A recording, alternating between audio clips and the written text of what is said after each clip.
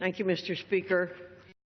This is not the first time Congress and the public have debated a fiduciary rule conceived by the Department of Labor. The Department first proposed a rule in 2010, but was later forced to withdraw it due to significant bipartisan opposition. A wide array of stakeholders, both those saving for retirement and those providing assistance to savers, raised legitimate concerns that the Department would be limiting available advice and raising costs. Unfortunately, the Department chose to ignore the lessons of that debacle and embarked again in 2015 on a misguided effort to create a new fiduciary rule. Mr. Speaker, it may be helpful to explain exactly why the Department is promulgating rules governing retirement advice whatsoever. Under the provisions of the Employee Retirement Income Security Act of 1974, also known as ERISA, federal law establishes ground rules for defined contribution pension plans, which may be 401ks, IRAs, or other tax-preferred savings vehicles. Anyone who exercises discretionary authority over those plans or provides investment advice for a fee to those plans is considered a fiduciary and triggers certain regulatory restrictions that govern their actions. Since 1975, the Department of Labor has used a five-part test to determine when a provider of investment advice is a fiduciary.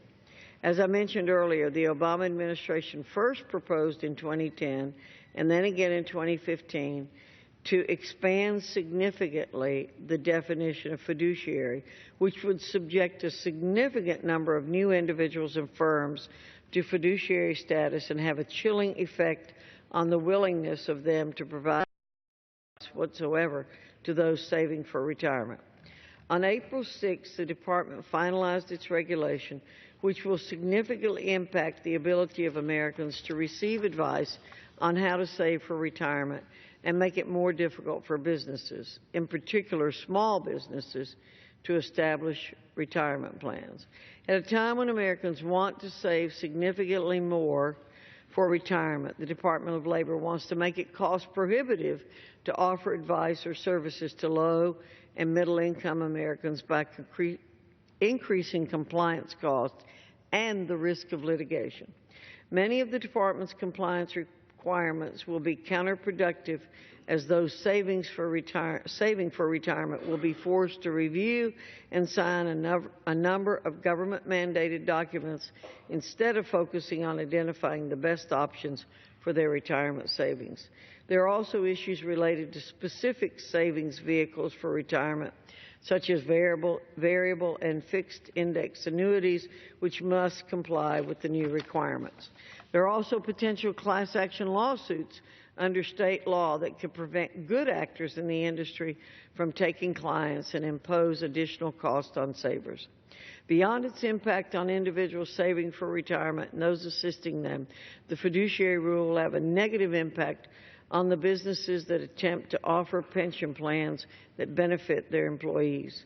The rule holds large and small businesses to different standards, with negative implications for those most in need of assistance, which are small businesses with less than $50 million in assets in their retirement plan. As with so many other provisions of the fiduciary rule, that will raise costs and reduce the choices available to small businesses.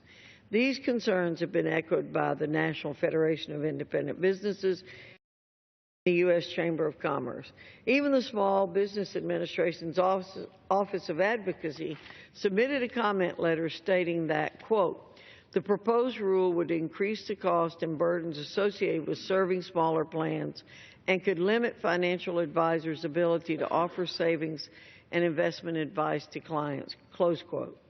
In order to stop the Department of Labor's misguided efforts, Representatives Rowe, Bustani, and Wagner introduced this Congressional Review Act resolution to disapprove of the fiduciary regulation. The Congressional Review Act provides a special process for consideration of joint resolutions disapproving of a regulation.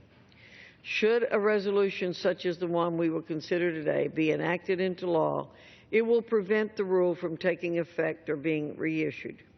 Clearly, if the fiduciary rule comes into effect, millions of Americans and the businesses employing them will be provided with fewer investment opportunities and higher costs, limiting their return on investments and the amount they are one day able to retire with. That's why I co-sponsored HJRES 88 to disapprove of this harmful rule and enable Americans to continue working with the advisor of their choice and save for retirement in a prudent and cost-effective way. And with that, Mr. Speaker, I reserve the balance of my time.